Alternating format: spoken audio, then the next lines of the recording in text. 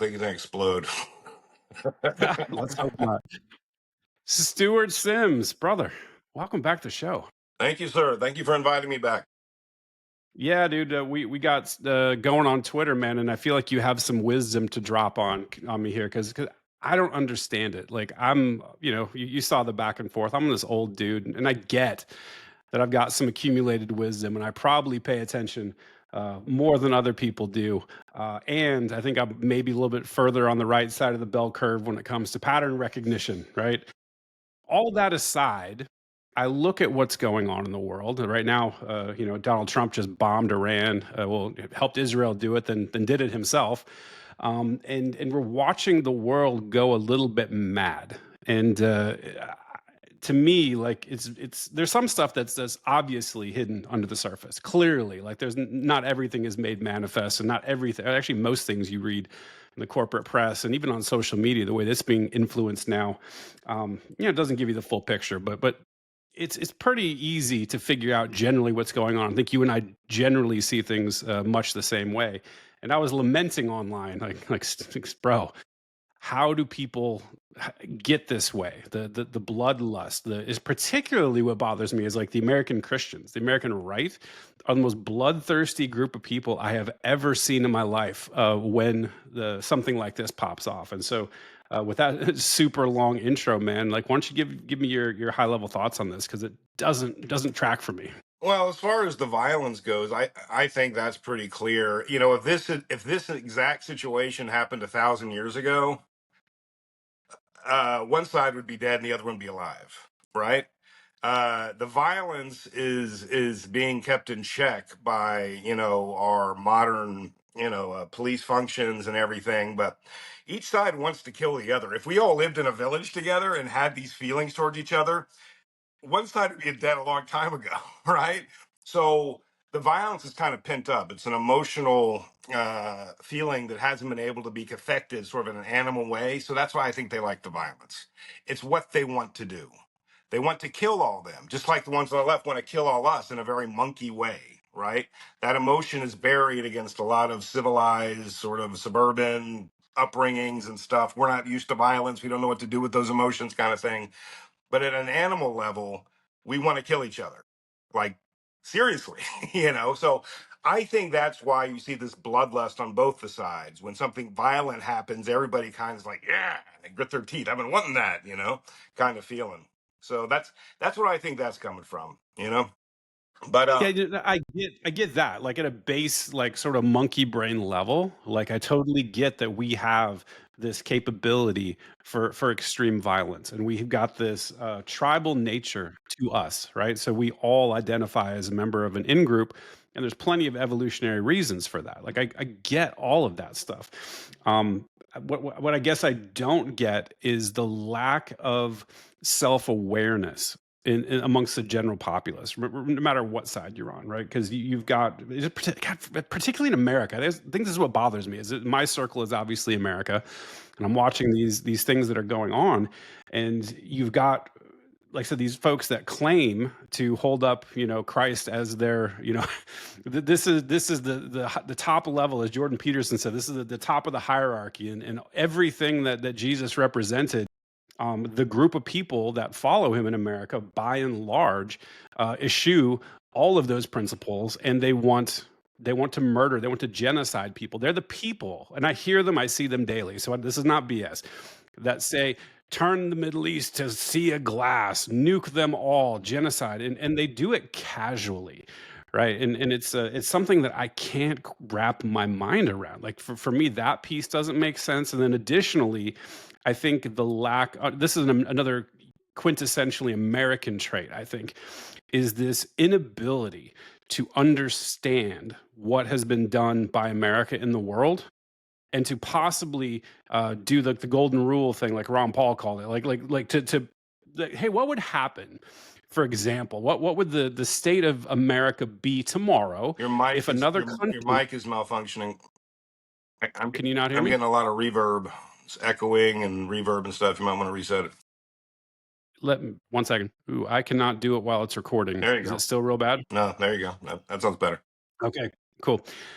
The point I was getting at is that if anybody, another country, were to drop a bomb, like two, bunker busting bombs on one of our nuclear facilities tomorrow, there wouldn't be this question of, is this an act of war, and what should the United States do? And like, there's not an ability to sort of put ourselves in another country's shoes. And I don't really understand it, particularly with all of the horrible, horrific things the United States government has done, particularly in the Middle East over the last, what, 50 years? Mm. Well, I think the last 9, 10 years have really changed the way we should view all of this. I mean, from Trump's election to the Russia special counsel, the IC community going after Trump the way they did, the way they've weaponized the justice system and everything so blatantly, not even trying to hide it. And then COVID, obviously, which was a global, coordinated military grade psyop, which that changes everything, doesn't it? The fact that there is the capacity to have a global coordinated military grade psyop means that the conspiracy theories are no longer theories. This is a conspiracy fact. They flex those gradients of control and boop, everything changed because they exist. Who knows who's controlling them? It doesn't really fucking matter. The fact is they exist. So that means you have to reevaluate the situation. And I think a lot of people have not. They have not updated given these facts, and they're still proceeding according to their old model of reality, right? And I think a part of them knows that they're because there's false echoes, they're not able to make predictions, which causes a lot of anxiety. So it's kind of desperately cling to their whatever religion or patriotism or Trump or whatever it is they're clinging to. But in my estimation, there is very few people that have updated since COVID to take into account not just the COVID years, but our history going back to the 60s.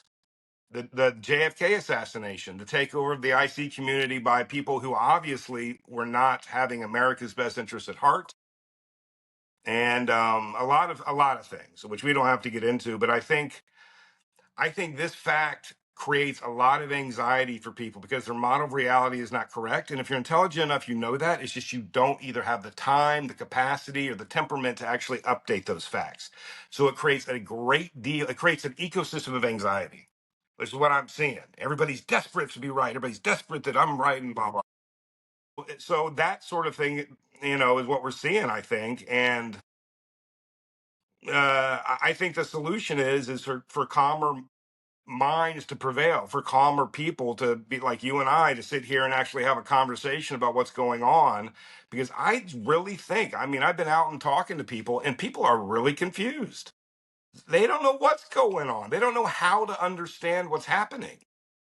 Nobody I talk to really has a handle on I get that, and I see that in the micro, right? Like I see there, it seems to be like a lot of Monday morning quarterbacking. They're like, "Oh, this thing happened," and there's these theories about exactly what's going on. So, for example, today, here's a great one.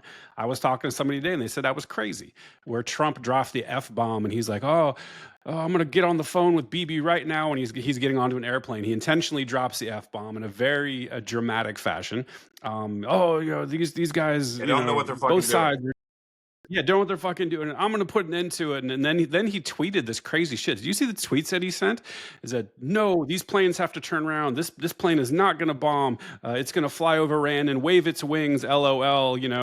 Thank you for your attention to this matter. It just gets crazy. It was just absolute crazy shit. It is. And I looked at that and I was like, this is obviously performative. This is like, he knew exactly what was going on. He didn't call BB to chastise him. He called BB to get his marching orders for what they're going to coordinate next. Right. And I was told I was crazy and a conspiracy theorist. And I pointed to, I said, hey, look, dude, I can give you a recent example where he admitted lying during the peace negotiations, quote unquote, peace negotiations with Iran. Like he was basically doing a ruse to try to strategically position Israel to attack Iran more effectively. Right. And it's just like the blinkers come on, and it's like they look at you like you're insane. And I'm like, why am I able to see this so clearly, like a slow pitch over the plate?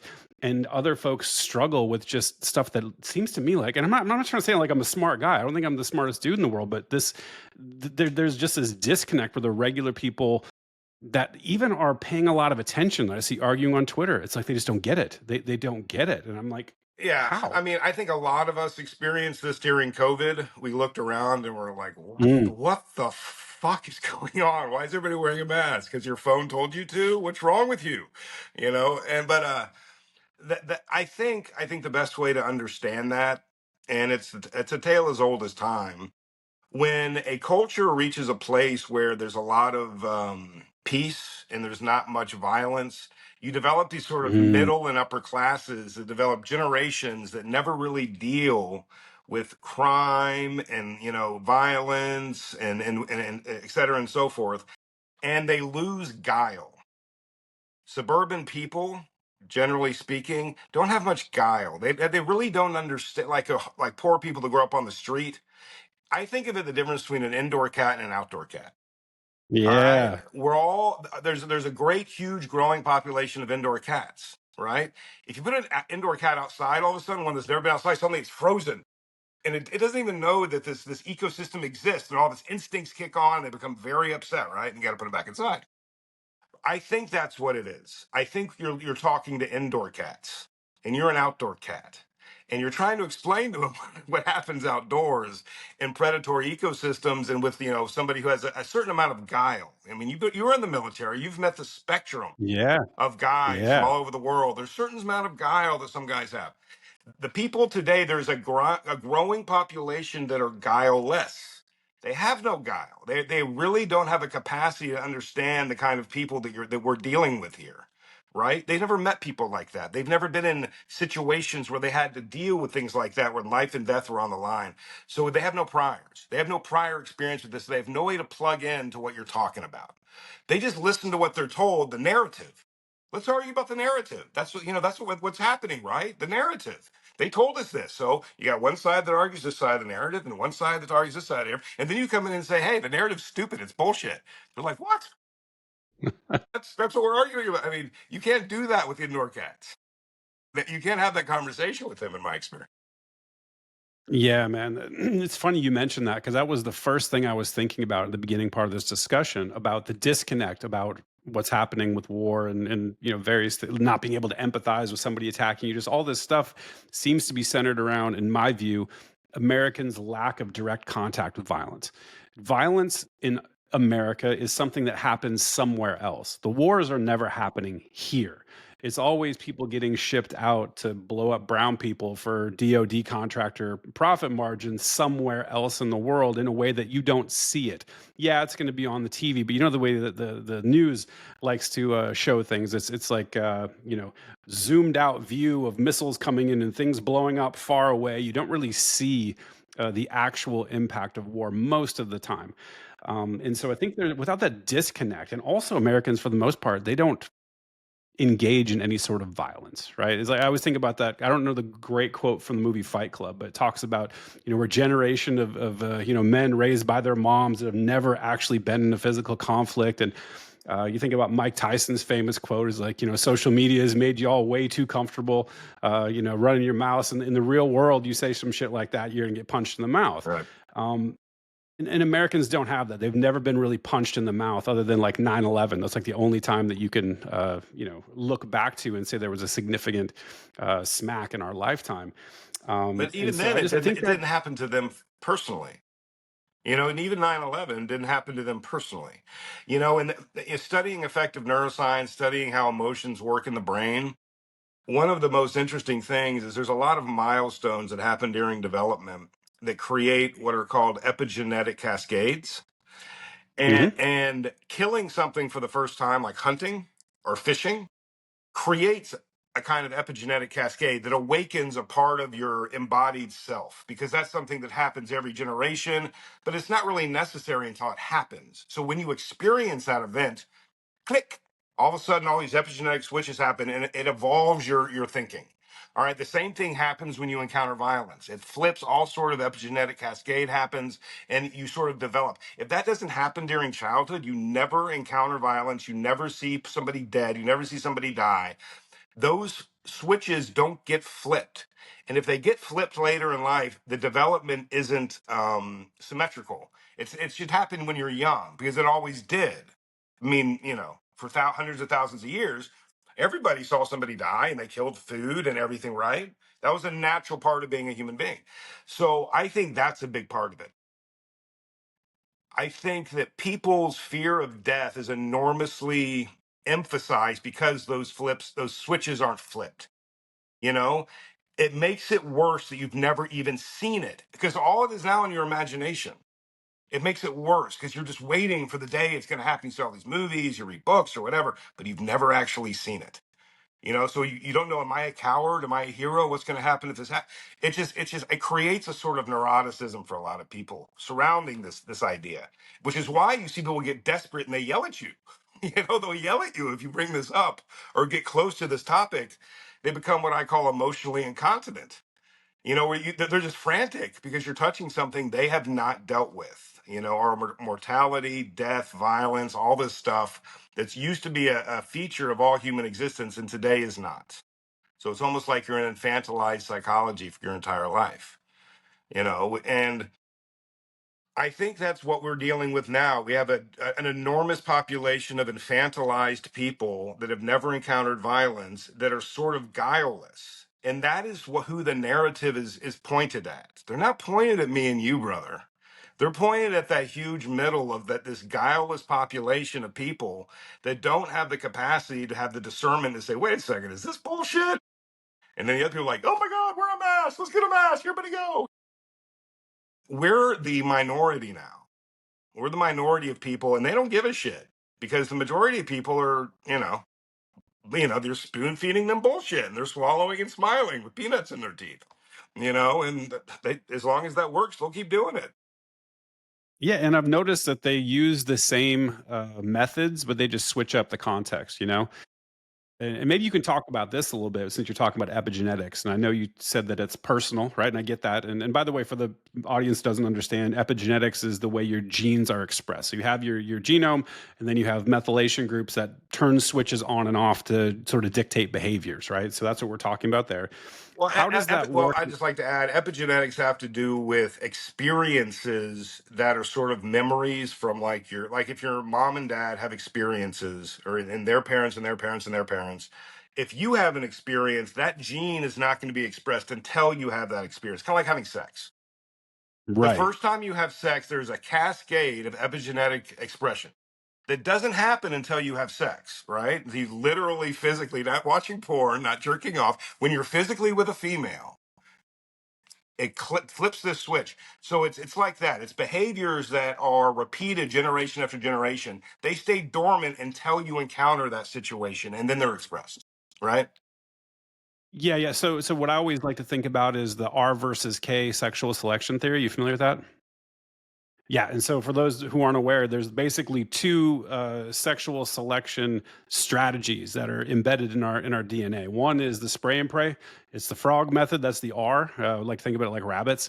It's just shit out a bunch of kids as fast as you can, and really hope that some of them don't get eaten by hawks or whatever. Then you got the K, which is like the wolves, where it's like low number of offspring, high parental investment, and that's typically for human beings done in a time where things are stable and peaceful, right? And so we like you said, we have both those programs, and your body's just waiting for like, okay, which environment am I in? Yeah. Yeah. So the question I have, sorry, I'm totally ADD'd for a second, No, but the no. question I have is around like, does this impact people remotely, right? So what I thought of is, right, well, you have a situation like 9/11 we brought up, right? It wasn't local. It didn't impact us directly, but it somehow seemed to me to poke at something deep in the tribal nature of Americans. Like after 9/11, you remember all the flags and it was like freedom fries and all this crazy, this tribal rallying together. That sort of shared trauma, it seemed to me, at least from a lay perspective, might do something like that to people. What are your thoughts? Well, I mean, the interesting thing about 9/11 was that was really the first time I saw the social organism really self organize like that before my eyes. That's when I really started realizing, and that was, 2001. So I was, shit, in my 20s. But I remember thinking how extraordinary it was that all these people I knew all of a sudden were sort of moving towards according to the same beat. It was a very extraordinary thing to watch. All these contrary people that had different beliefs and different lifestyles and whatever, suddenly were all oriented towards, like, they're marching to the same rhythm. You know, it was the what I realize now is that is the self-organizing characteristic of the social organism. If you dropped 1,000 people in the Amazon jungle butt naked, they would self-organize into a group, a dominance hierarchy. Not because they understand what a dominance hierarchy is, but simply because there are instinctual gradients that people behaviorally follow, right? And remove all of these trappings of a civilization, and human beings will follow those instinctual gradients, right? And when you have a violent, frightening thing like that, that's what you see. You see people suddenly following these instinctual gradients, and they all follow the same ones because we're all human beings. Right. So if we're in a group together and we all feel danger, we're going to follow the same instinctual gradients. That's how we survive. We don't survive because we're like thinking, so deeply about the, universe. We survive because we have a million years of instinctual gradients compounded by time inside of us. And people don't know how to listen to that anymore. They don't even understand what that is, right? So most of the things that people do these days, they're getting in their own way of following these instinctual gradients. Basically, we're our own worst enemy. And this is especially true when it comes to intimacy with other people, because your biology knows what to do and it's trying to do it. And most people that can't have intimacy with anybody, they're just getting in their own way. If they just get out of the way and let themselves do it, it would just happen. But that's what you saw in 9/11. You saw people were so afraid, all of their priors just sort of dropped away and they became like animals. And we all started following this instinctual gradient where we joined together in a social organism. We're going to fight back against whoever, attacked us. Right. So, yeah. Well, it seems to be very powerful because being somebody who watched 9/11 and the aftermath very closely, like I said, I'm watching part two, right? Like you're literally watching this thing. Next door neighbors, Iran, and they've got weapons of mass destruction, and now we have to have regime change, and we're going to attack them before they attack us, and like the same tropes are being rolled out, and the same people seem to be falling for the exact same narrative. So it's got to be deep and instinctual. Well, one of the really interesting things about this hierarchical view of the mind, that paper I sent you, is that so the social organism is also a hierarchical organism, right? That's how the organism self organizes. Think about every civilization that ever existed. Okay.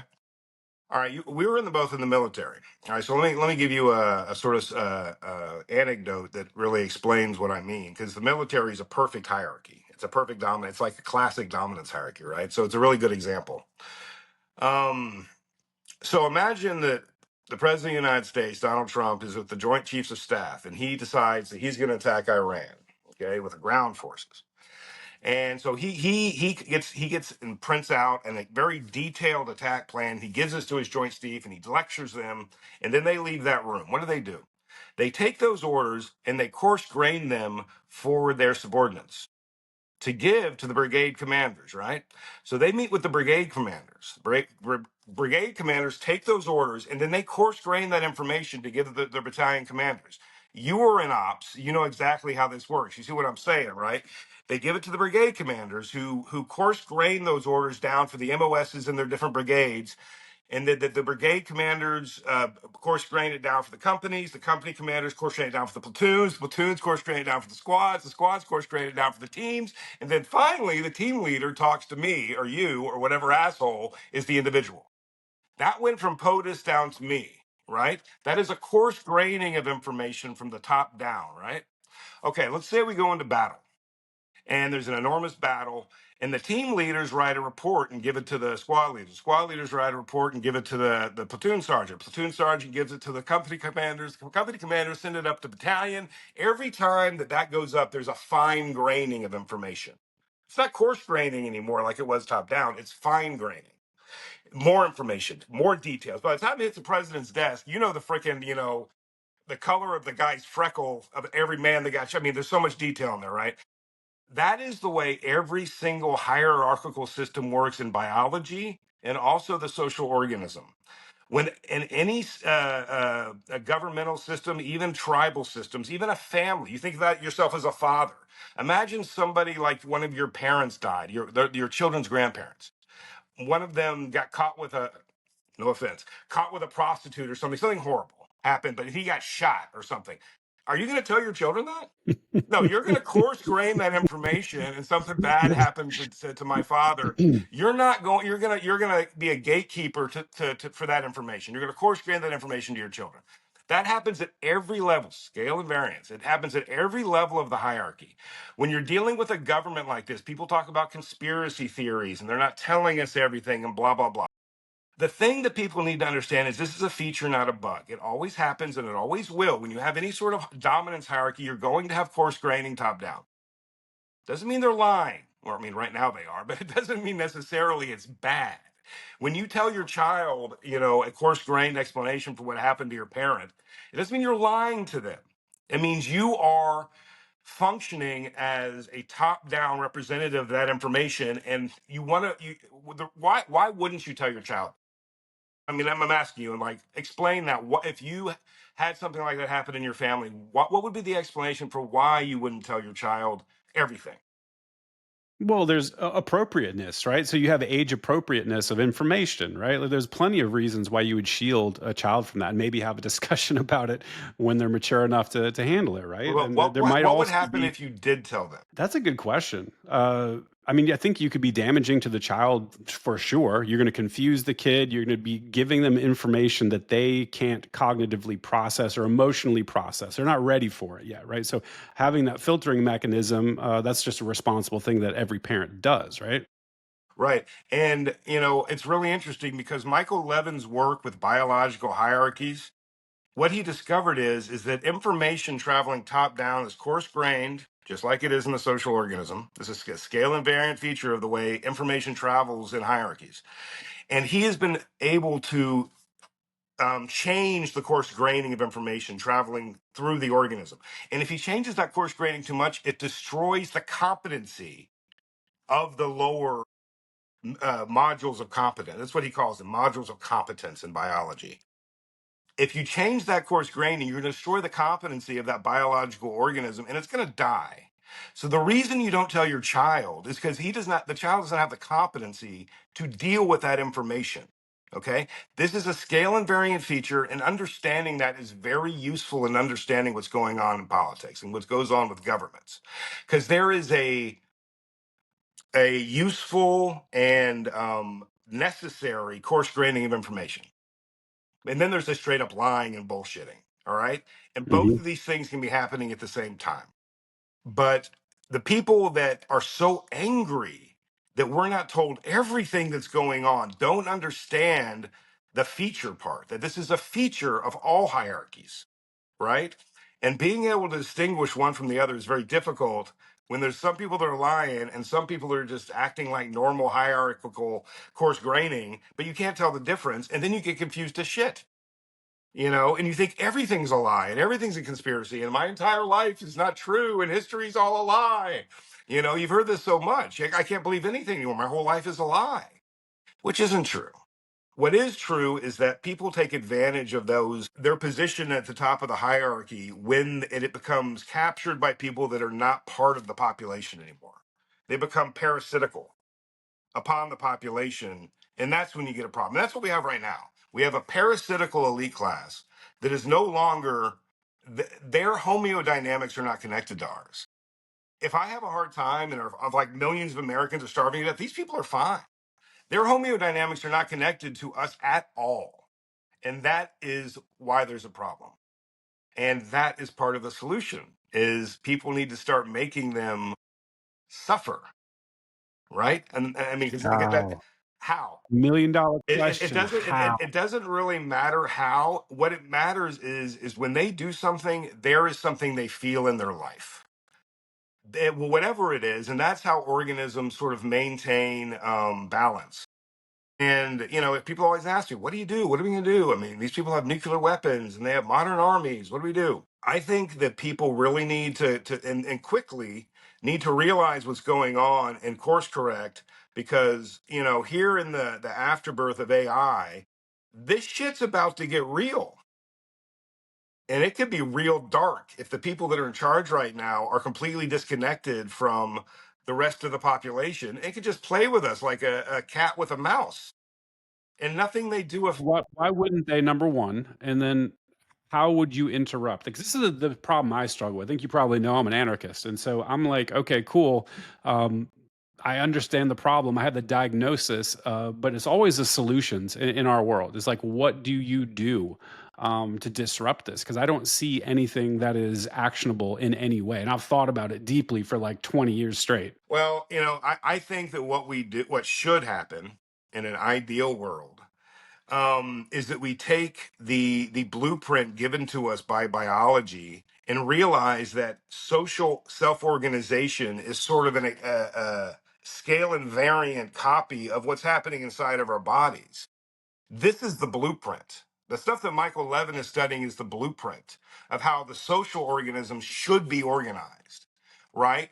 And modules of competence. People have to have a meaning to what they're doing in their lives, or life isn't worth living.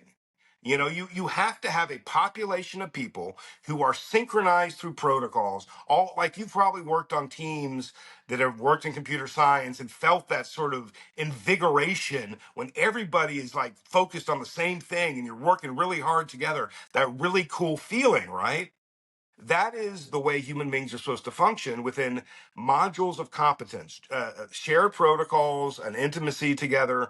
That is the way society should be organized. This whole thing where we sort of fractalize into these individuals, where we're like almost taught that it's square to have it like really like it's a cult. You're in a cult.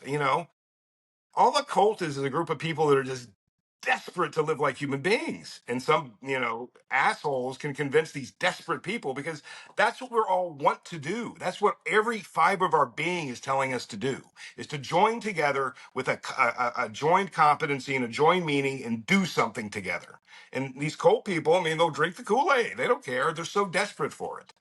So that is the first thing, in my opinion, that needs to happen is this realization that human beings need to function within modules of competence. We need to have a meaning to our lives. In this intentional fractalization, this attack on the traditional family, this attack on masculine and femininity, putting us in competition with each other within the workforce is absolutely intentional. This is $100%. being done on purpose to create a pathological civilization. The pathologies within biological organisms happen within the social organism. Do you know what a cancer cell is? A cancer cell is a cell with a dissociative disorder. It no longer has communication with the rest of its synchronized cellular population it used to be a part of, and it starts treating the environment as a predatory energy landscape, like an individual, like a single-celled organism, right? When you separate people within the social organism, they become cancerous. We can't have this. We cannot have people that are as isolated from intimacy, no intimacy with their parents, no intimacy with their siblings, never have an intimacy with a human being in their entire life.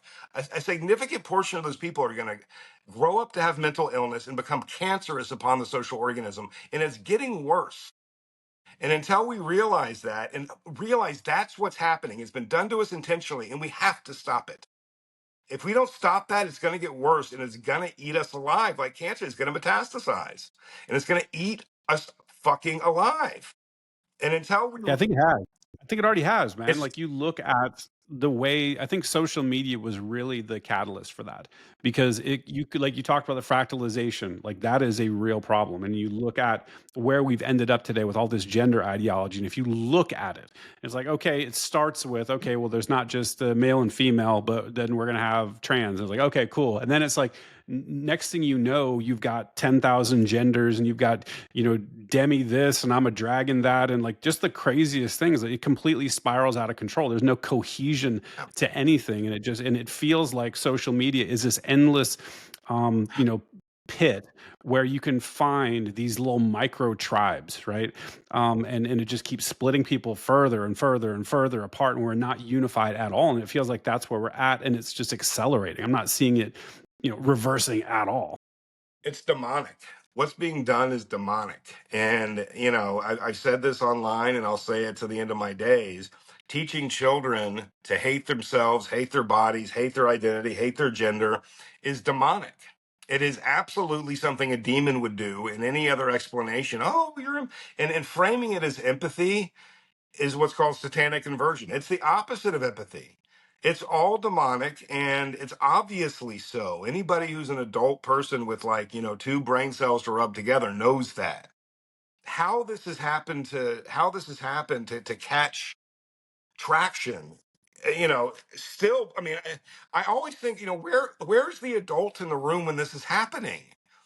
Where is the you and me? I mean, this has never happened to me personally. I've never been in a room where any human being has ever actually said that or acted on that in any sort of way. And it wouldn't happen in a room I'm in, I think, because I'm in the room, right? They get people like me and you out of the room before they start doing that crap, I think. They weed out, they sort of filter out people slowly until there's just these guileless kind of, bubble-headed people that will just say, okay, yeah, boys are girls and girls are boys, whatever. Yeah, I mean, it's that is one of the primary problems that needs to be addressed. This absolutely intentional fractalization of our civilization, our society, and I hate to say it, religion is the answer because Oh man. I Oh I don't man. like it either, but that is the Yeah. answer. It is the answer, and that's where we have to return to because those provide the basic protocols and behaviors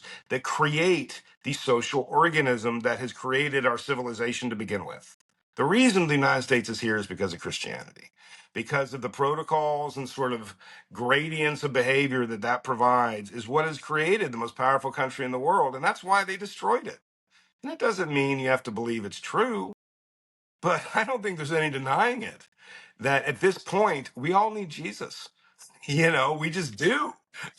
So I never thought I would say that, but it's reached that point where I think, yeah, I mean, this has gotten to the point where this is like satanic shit, you know? It's so weird, man. We are so much alike. I've been on this exact same mental arc, you know who Stefan Molyneux is, right? I've retweeted him a few times. Are you familiar with him? Stefan Molyneux. Molyneux. I don't think so. Oh, I owe Steph the world, man. He just came back to Twitter. He is like the OG like philosophy YouTuber. And he's the one who got me into philosophy way, way, way back in the day. And he had these great YouTube videos. He had billions and billions of views, but they canceled him. Like in the COVID period, they Yes. just completely yanked his channel. And he's been off of Twitter forever because he's been waiting for an apology from Elon. He's just like, I'm not going to come back. And apparently his daughter talked him into coming back. So like a week ago, he came back, and shout out Steph. But he said something to me or he said something on a show maybe 10 years ago that stuck with me because he's a very, famous atheist, and I'm clearly an atheist, and was very, I guess, moved by the standard atheist arguments, and I still believe it's all true. But I think I underestimated the value of religion and the fact that, I guess the quote he said was like, you cannot take the cathedral of Christianity, right? That's basically built, Western civilization, and tear it down, replace it with nothing, and expect anything positive to come from it. So that was like my first, like that was the first argument that landed with me, to where I was like, okay, that actually makes sense to me. There's something here. And, obviously it aligns with what Nietzsche said as well. But this arc that I've been on is exactly like you. I'm to the point now where I've even considered going back to church, not because I believe it's true, just because that it's part of that whole community thing, and the whole, like you said, that whole organisms, like social organism structure, having that, even if it's just an hour a week, and you're sitting there and you're listening to a sermon about morality and how to treat people and stuff, like, even if you don't believe any of it's actually literally true, just going through that exercise probably has a ton of social utility. Um, you know, I think that something that's very underestimated is when you get a group of people in the same room together. and they're all like, that's why people get together and sing, you know, creating a synchronization emotionally in a group of people. That is powerful.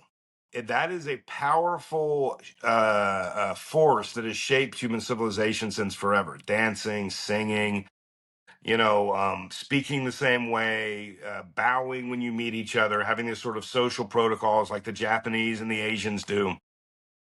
Those sort of social protocols are an elaboration of the way our biology works. Every single synchronized cellular population in your body has a certain competency, and they have very specific behavioral protocols that they follow. And if they don't, you develop pathology within that synchronized cellular population. The same thing happens in the social organism.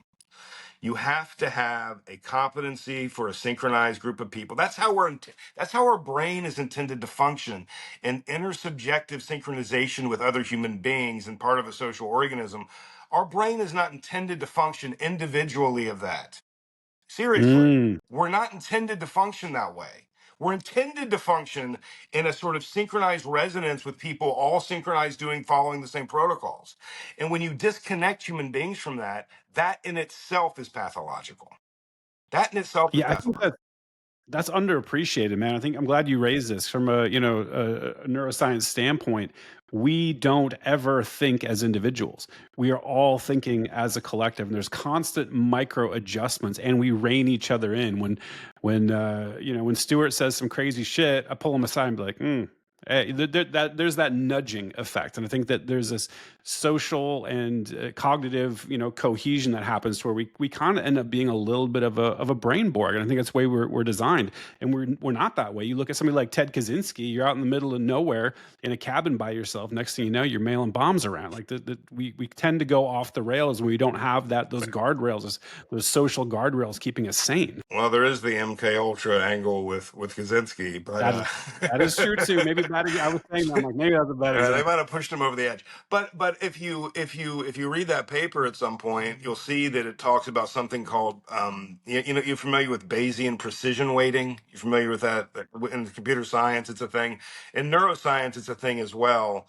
And the fractalization of neurons in the dendrites, where it really fractalizes down to the level of molecules.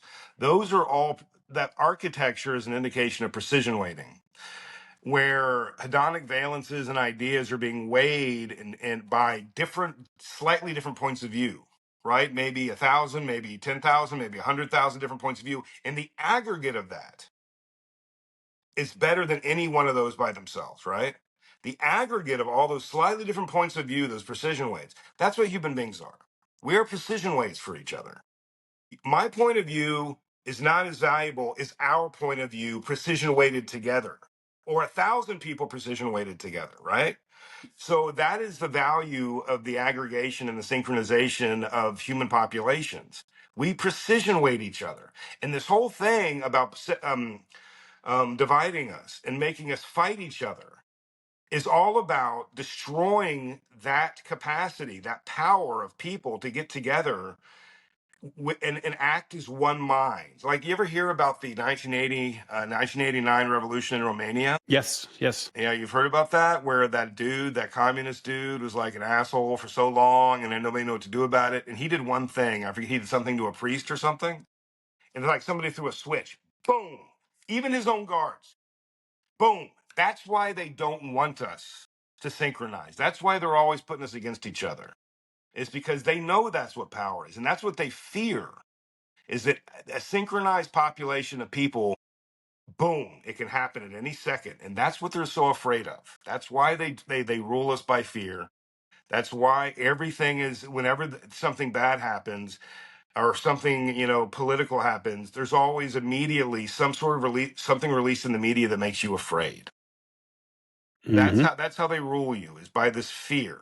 And only the people that aren't fearful, that aren't afraid all the time. And honestly, it's not their fault. When you're isolated from other minds, I call it the suffering of the isolated mind. It makes you feel afraid. Just being alone in your head and having nobody who understands you is scary in itself. Just for a human being, that is a pathological state just in itself. So it's not their fault. It's not their fault they're afraid. They should be afraid because we are pack animals. We're like wolves.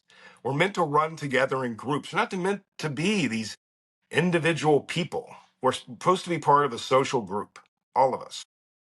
Yeah, and that also has it's a double-edged sword as well, because as you're thinking through this, I'm like, yeah, there's people at the top of the dominance hierarchy that want to keep us divided, but they also intentionally leverage our communal nature, right? So, for example, yeah, you're familiar with the whole history of the world. You know, you had direct human ownership.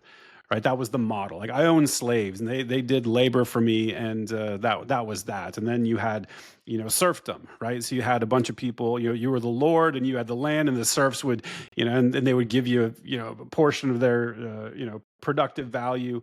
And that was cool. Then you had the enclosure movement, and then you had the industrial revolution, all these things that happened. But what we've come to now is like this indirect human farming model, right? Where essentially the cattle themselves, us human tax cattle, are the ones that do the keeping in line on behalf of the masters, right? So we've got these public schools, which are just straight up indoctrination centers. Somebody who knows something about neuroscience has to understand that standing up at 4 or 5 years old and chanting to, pledges to the government and the flag and all that as a group, like you talked about, together, this is us, this is our identity.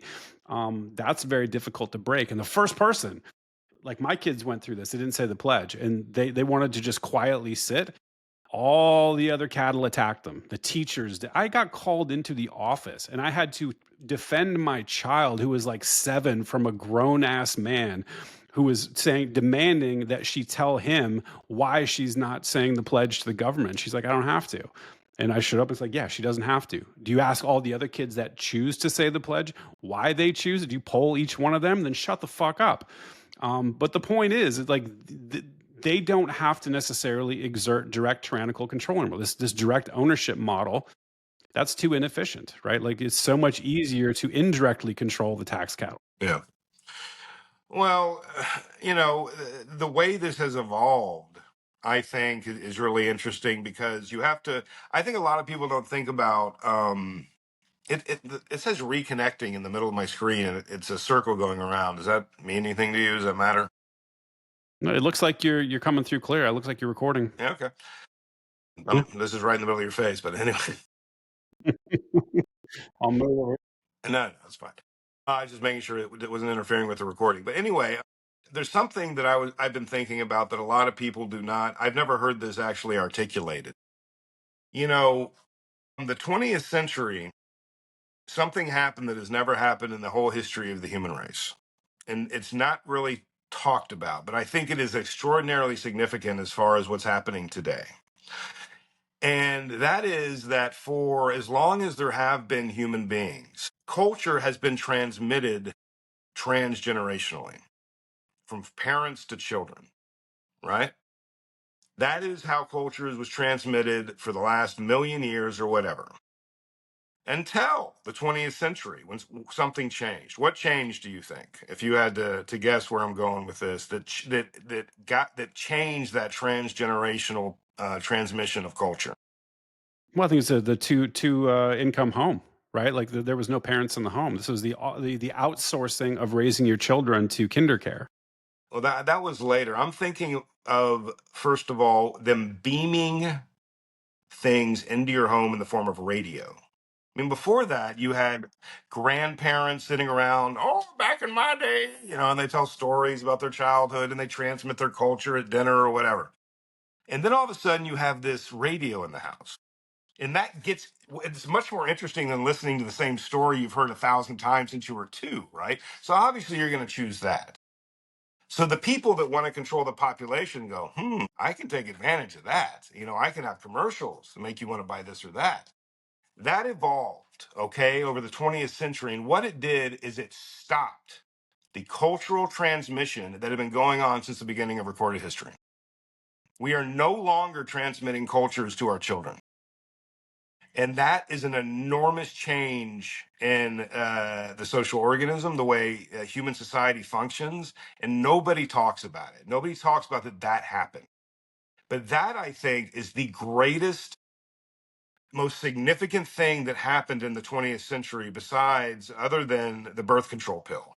Those two things, Oh boy. yeah, those two things I think are the most significant events that occurred that altered the course of human history. Was radio, television, PCs, laptops, now these goddamn screens with the smartphones and the iPads, which they got it locked down now. They get in your kids' head like you know, you don't even know how they're doing it. You know, they pay people millions of dollars to climb in your kid's head, right? So this is being done intentionally now. At first it was sort of accidental, but now they're doing it on purpose. And that, I think, is something that has to be addressed. We cannot allow people to possess our children's mind through these screens and not have parents pass on their understanding of things to their children. That has to happen again, or we're fucked. Because the people at the top controlling this are never going to have as good the best interest of your children at heart as you do, right? Who, right? So how are we ever going to be able to trust these people that are pro, especially if you get AI, you know, with your little, That scares me. That terrifies me, man. yeah, and it should, because you get your little chat buddy that, you know, your kid starts interacting with when he's 3, and imagine if they convince that child that that chat buddy has emotions just like they do. It's conscious, and that chat buddy is tailored to that specific child. It can make it think anything. It Yep. doesn't get tired. It doesn't get bored. It has orders, an algorithm it's running on. Dude, that is, you know, it's like, you ever read Dune? That's, Yeah. Yeah. Right. well, I forget what it's called, you know, where that was like a big feature in that story, was they went through this period where AI took over, and that's why they all had swords and shit. Never again let machines think for us, kind of thing. There was a whole thing about it. But yeah, I think that is an enormously looming thing that nobody wants to deal with, but it has to be dealt with, you know, in a serious Yeah. way. And I really think the antidote might just be what I'm doing, which is I'm currently in the plan of bugging out, like acreage out in the Tennessee woods, completely off grid living, you know, out in the middle of nowhere, back to connecting back to nature, getting back to sitting around the fire, getting away from the screens. Like I think there's going to be like this, almost like a hipster type of thing, you know, like farm to table. This could be like retro. You're We're the going to be like Luddites. living out. You're the Luddites of the What? Industrial Revolution. Remember the Luddites? Yeah, yeah. You're the Luddites. But you know, the place where you live is a fascinating place. You know, I've been there. I spent a week camping in Joyce Kilmer National Park, right there on the border of North Carolina and Tennessee. But Mhm. the oldest part of North America is right there. That rainforest that exists, which is the most ancient. That's spooky country right there, man. I don't know if you know, but that is some creepy ass territory. Yeah, that is the most ancient part of North America. It's been undisturbed by all of the extinction events and everything for like, I think it's like 100,000 years or something. It is absolutely pristine, undisturbed. It's a time capsule, and all the ancient, you know, ecosystem entities still live there undisturbed. You know, it's a very magical place. I've never been to that part. I want to. I've read about it. Okay, hold on. I can't let you just zoom past that. What do you mean? Well, when you have an ecosystem that's ancient, it develops, you know, it's like a person. It develops a personality, it has a memory. You know, it passes that memory forward, you know, so that's why you have places like Ireland and Scotland where those ecosystems were just undisturbed for hundreds of thousands of years. That's why they're magical. That's why they have fairies and stuff. Ecosystems that are destroyed by extinction events and then regrow, those are like babies. They're not really mature yet. They really don't have a lot of history. But the place where you live is the most ancient site and probably the most mystical site in North America. So you enjoy that. Yeah, yeah. I'm still getting my arms around it here, but I've heard a whole bunch of local superstitions here, and I don't know what to make of all of it. But the whole you don't whistle at night if you heard your name. No, you didn't. They have rules, societal rules, and you don't break these under any Listen to circumstances. them, brother. Listen to them. I know you don't believe this shit, but these things happen. I lived in Scotland for many years, And I dealt with those people and I got to know them very well. And this is not superstition the way we see it on movies and TV. These are people that have seen and experienced things that have nothing to do with magic or superstition. These are very practical things, and listen to them. These people that live there, they're saying it for your own good. you know, there's more in heaven and earth, Horatio, as they say, that's dreamed of in your philosophy. And we don't have to understand everything to realize a good threat assessment. So that's what I tell people when they're like, well, what do you make of all this, mumbo jumbo? I'm like, listen, if you're in a place and everybody around you is saying that this is true, it doesn't matter if you agree or understand. Just frickin', say, okay, I'm not that smart. I'm going to do what they say because they've lived here for thousands of years, you know? Yeah. Yeah, dude, I think I've gained some wisdom over the years. When I was younger, I would be like, "Fuck that! I'm gonna whistle. I'm gonna do the thing," And I think listening to Brett Weinstein helped me with this a little bit. And he was moderating a debate between I think Sam Harris and Jordan Peterson. It's like a religious debate, I saw and that. he raised that sort of category that I'd never heard before, which was the literally false, metaphorically true thing, like the porcupines throw with their quills, right? Like, well, no, they actually don't. But if you act as if they Right. do, you're going to be better. So I always, with stuff like that now in my old age, I'm kind of like, you know what? I'm going to tread lightly. There's a reason why people have these things, and maybe it's ontologically, supported, and maybe it's not. But probably something you shouldn't do. If all, like you said, all the people in that region are aligned around it, you might want to just follow the culture. Yeah. Yeah. I mean, and if you read like Aristotle and Socrates, well, reporting on what Plato said, basically their view of religion was all of them basically had the same sort of general view, which is the anthropomorphism is really kind of a way for people to understand something that actually exists. And the way you understand it is in terms of sort of the order of your world. The order of your world and the orderliness you see around you is not an accident. There is something greater, and we try to understand it as human beings, but we can't. But we try our best, and we make these stories to try to interact with this force that's causing that order, and we call it gods. And they all kind of just sort of realize that it doesn't matter if you believe these stories that we tell to try to help children understand how to behave and to follow very important protocols. These things are real, and like I said in the last time we talked, you're not ever going to reach a point where you understand what it means to be a god, or to have a biological hierarchy of gods, because you exist at the human scale of experience. But understanding that those other scales exist is the important thing. Understanding that you don't have to understand everything about them to accept that they exist, and they obviously exist, and it's very obvious that they're influencing my world. And a lot of people, what bothers me is they want to thread the needle. There's people that believe religion 100% and do whatever it says in their religion, and then there's people that, like you, they're like, religion's not true, I'm not going to do anything religion says.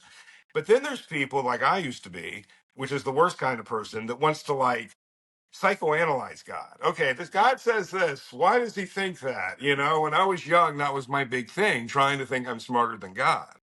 Right. And I think there's a lot of that goes on with people. I think people don't know that you need to make one or the other choice. You either need to believe what God says and believe that you're never going to understand why God says it. You're never going to be able to understand why it's true or why it's false. Either you follow it or you don't. And if you don't, you got to find another way to navigate the human experience, but don't try to psychoanalyze God and try to figure out. That's where you get all this different fractionization of churches, where you have Protestant versus Catholics and Shia versus, what is it, Shia and what are the two? Sunni. Sunni. Yeah, yeah. There's always that. Well, God thinks this. No, he doesn't. God thinks this. No, he doesn't.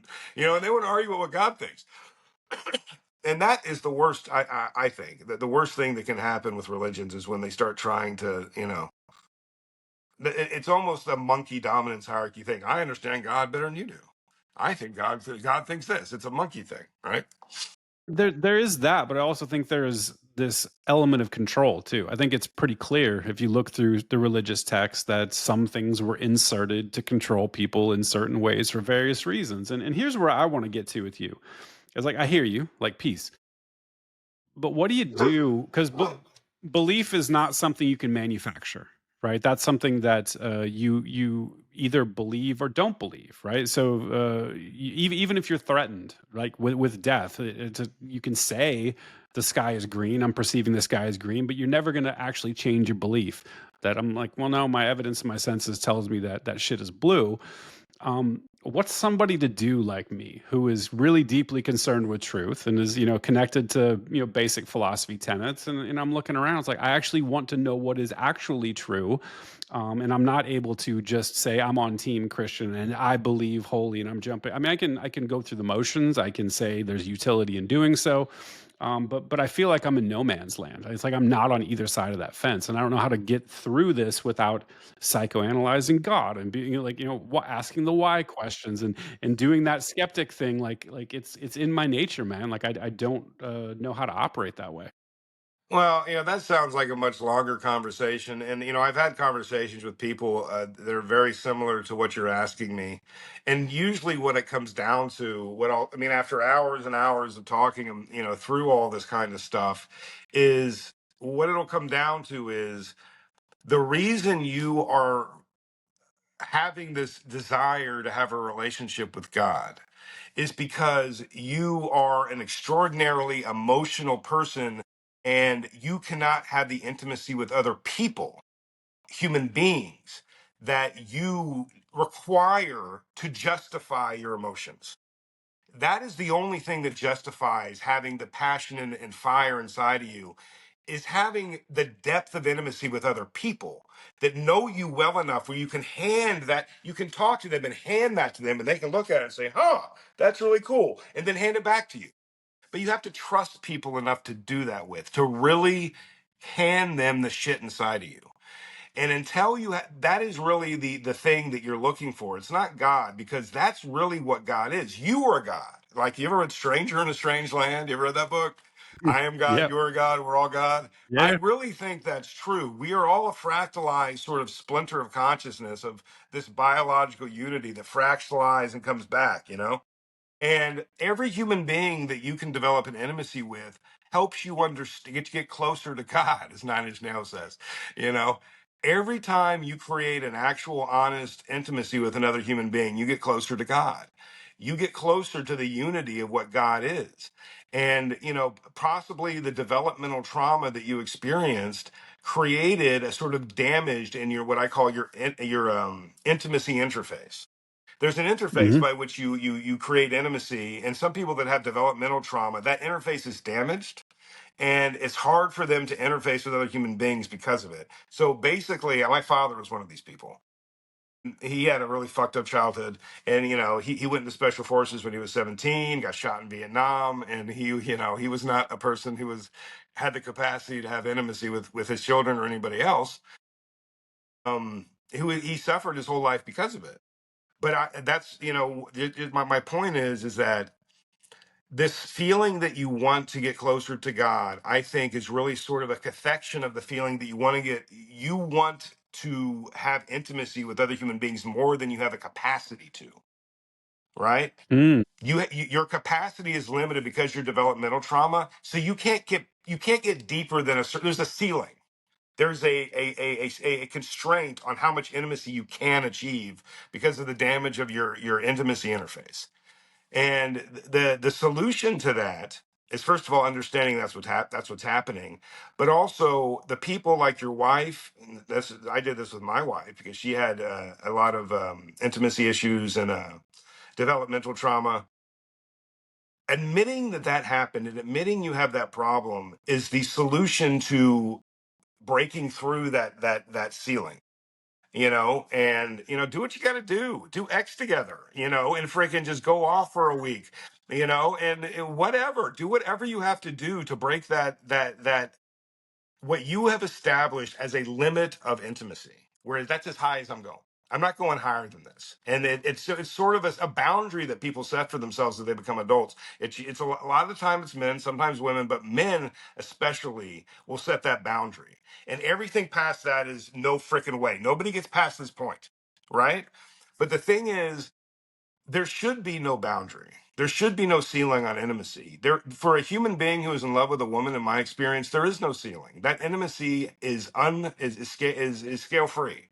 It'll go as high as you have the capacity to go, right? And if you put a ceiling on it, that creates, basically you get bored in your relationship. First of all, it creates this boredom because intimacy must develop. It must grow. You're changing, she's changing. So the intimacy must change and grow and develop, and it must go higher and become bigger and fill more stuff. If you put a ceiling on it, that can't happen. So you start to feel like this boredom and this constraint, and you're sort of, and that is a real problem in our modern world that I've seen a lot with people. And I've had a lot of people come to me because I have amazingly a really great relationship with my wife, and it's because we've talked about this. We have decided we're not going to be that way. And it's actually something you have to make as a conscious choice.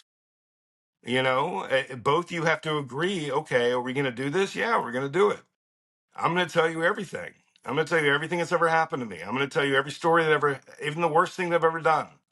And then you're going to tell me and whatever, and that's how you create the intimacy between you two. And, you know, uh, the thing that I have found that is very galling to me is that some people have such developmental trauma that they literally do not have the capacity, I think, at a biological level, to develop intimacy beyond a certain level. They're so damaged by their developmental events that they literally cannot. It's not that they don't want to, it's that they cannot. And that is something that fucks with me. Because you tell somebody something like what I'm telling you, and then you think, oh my God, what if he or she or one of them is so screwed up that they don't have the capacity to do that. And then you tell them to do it, and then they're like, okay, that sounds good. So I don't even know. All I'm saying is, from my point of view, that is the explanation for why your biology is trying to tell you to advance your intimacy, but you can't. So you're looking at God to do that. Does that make sense? It's sort of trying It totally does. as a workaround. And it was funny because you actually like completely diagnosed me straight up. Like I had such a ridiculously horrible childhood. It's really really rough, and it's caused me problems with intimacy because, as you know, when you grow up in a very very unsafe environment, intimacy feels incredibly dangerous. You're like, nope, no, even with your spouse or whoever it is, like, nope, I have to protect myself at all times. And like you said, it's not even a conscious choice because you do want it. You're like, you want that more than anything, but that like barrier is always up. It's always protected you, and it's gotten you through, survival mechanism, but it doesn't necessarily, yeah, it keeps you alive, it keeps you going, but it doesn't provide any sort of like fulfillment in your life. It's adaptive, and it's based on experience. It's what should happen based upon your experience. But the thing is, not everything in biology is sort of generally good is good for the individual. For example, I knew a girl once who was sexually abused when she was 8 years old. And, she never talked about it with anybody. I dated this girl in my 20s. And, she never talked about it with anybody. Me being me, I dug at her until she finally told me this shit. And the thing is, when she told me the story from a 8-year old's point of view. All of her descriptions and all of her feelings were an 8-year old's descriptions and feelings. And I remember saying to her, and it was Rachel, I'm like, Rachel, don't you know? I mean, you're 26 now. Don't you know that, that man was just a sick person? You don't have to be afraid of every man because that happened to you when you were 8. I mean, don't you know that, sex can be great just because that happened to you then? Obviously I was an idiot. I was 26. But my point is that that is sort of a fault in our operating system. Self is a stack of episodic experiences, right? And those stacks don't update. They're correlated and organized according to hedonic valences, the way things felt, right? So if something happens to you when you're 8, when you recall that memory, those hedonic valences when you're 8 are the feelings that you're going to experience when you recall that memory. It doesn't update it with your contemporary understanding of this guy was just a psycho and I was an 8-year-old and it wasn't my fault or whatever, right? You have to go in there and you have to do that intentionally. You have to update your 10-year-old, 8-year-old self. You have to recall those memories and you have to say, oh, whatever. My contemporary self understands this. And once you do that, once it goes back into storage, the next time you recall it, it's going to be updated. You're not going to be recalling the 10-year-old or the 8-year-old. You're going to be recalling an updated memory. And the thing is, those stacks influence how you think and feel. That's you. You are sitting at the top of this stack of episodic experiences. And if you never update them, you never go in there, like with your wife, and sit down and tell her the story of this horrible thing that happened to you when you were a kid, and then update that little kid. Because that little kid is influencing you today because you haven't Mm. updated that memory, right? So that's something I spend a lot of time with my wife doing is updating her, inner child, or whatever. But it's something that doesn't happen automatically. It has to be done manually, right? Yeah, man, it feels like you get stuck. There's something that in those events that tends to just trap you. I don't know what it is neurobiologically, but I can attest to this. You get number one stuck, and then if you have like really really deep trauma, you like to do the what do they call it when you intentionally re-traumatize yourself again? There's a specific term for it. Oh, that I forgot what. yeah, that trauma therapy. I know what you're talking about. But no, like you intentionally inflict this on yourself over and over Oh, again exposure to therapy. When you expose yourself to like when you're afraid. No, this is like subconscious. This is one of those things that you, for example, like my first wife, like I had an incredibly physically and psychologically abusive stepfather, right?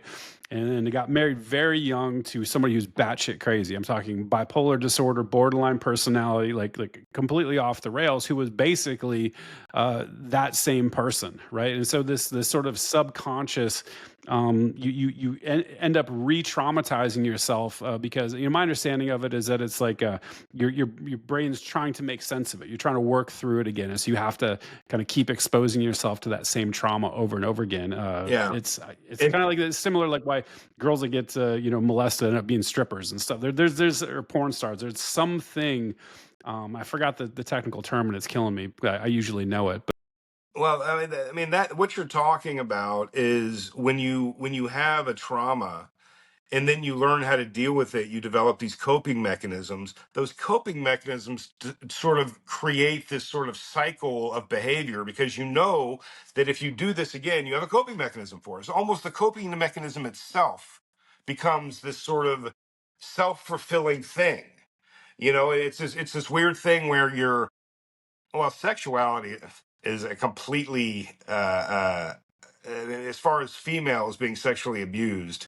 Oh God, I mean that's such a deep. So that's a podcast in itself. But what you're talking about is continuing cycles of abuse. Basically, is children that are abused grow up to be parents that are abusive. Children that are sexually abused often grow up to be adults that sexually abuse children, and that is really a part of the lack of the ability to have intimacy because the way you heal from developmental trauma is by having intimacy with people that don't have that deficit and they can sort of you can give them this sort of thing you are and they can look at it and sort of pet it and say, oh, okay, and they sort of help you and they hand it back to you, and when they hand it back to you it's a little better, and that's what intimacy does. But you have to have somebody who is stable and not damaged in a way that you're damaged so they can do that for you. You know what I mean? So, Yeah. so the thing that happens most of all is the people that are developmentally damaged have an incapacity to develop that kind of intimacy that is required to do that. That's the only way you heal, is through intimacy. And the fucked up thing is the developmental damage creates a sort of deficit where you cannot develop the intimacy that is what you need to heal from what happened to you.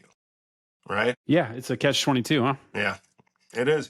We should talk about this sometime off a podcast because, as you said, Yeah. you and I have a lot in common, and I have a lot of knowledge in this area that maybe, or who knows, maybe not, would be helpful to you. And I'd like to talk about it, but sometimes this stuff can get personal. And I know you can edit Yeah. this. You can edit this in No, post. no, I'm this is the weird thing, man, is like on podcasts, I'm surprisingly just wide open with it. I remember I had George from the Tin Man on one of my very first episodes, like 8 or something.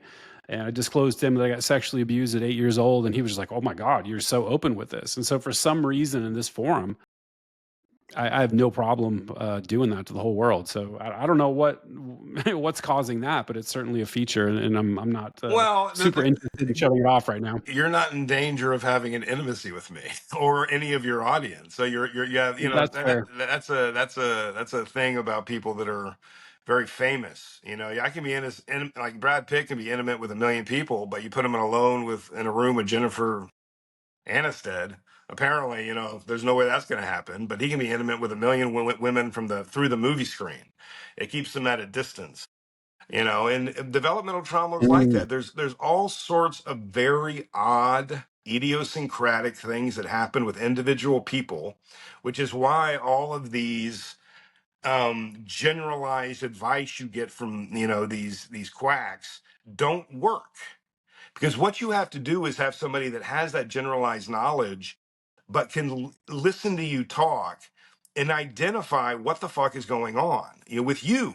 And that's what a good therapist should do, but that's not what they do.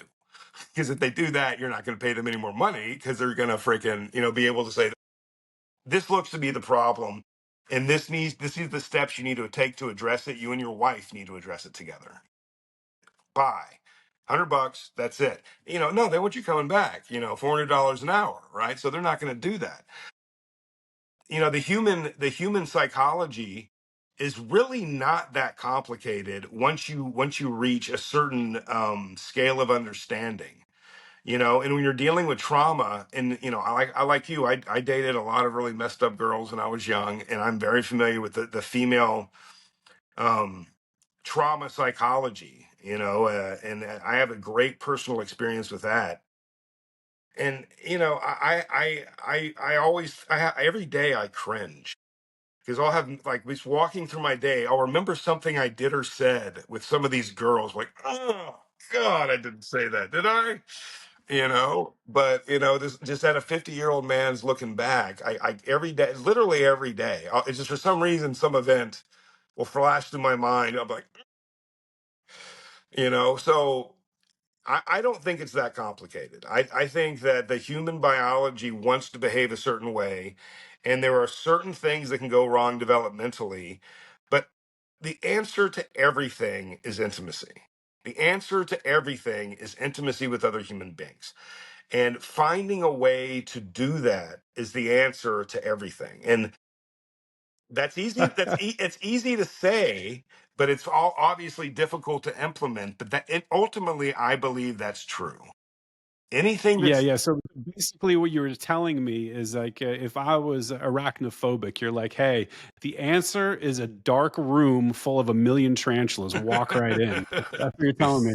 no, that's exposure therapy. I'm not talking about intimacy with spiders. I'm talking about intimacy with other human beings. No, Because no, I'm just saying, like you're saying, oh, the answer is intimacy, and if you're, that terrified of intimacy, if that's really your issue, that's exactly the same analogs. Like, oh, yeah. step right in, man. But oh, by the way, I remember the term. It's called repetition compulsion. Oh That's what I yeah. was looking for earlier. Yeah. Yeah, I remember that. That's from college. That's an old memory. Yeah, I don't think that's really something that's mainstream these days. I haven't heard that term in years. All right, my No, wife is. maybe I'm out of the mainstream. That's what I thought it was. At least it resonates in my life. I'm just like, I look back, I'm like, what the fuck are you doing? Yeah. All right, my wife's waving me on. I got to get going, brother. Cool, man. Well, I really appreciate you stopping by. And again, man, tell people where they can find you. Find me on X, Sims Y Stewart, and I'm on there every day. Hit me up. Fantastic, man. Thanks for stopping by, brother. Always a pleasure. Thank you, Brent. Have a good night, brother.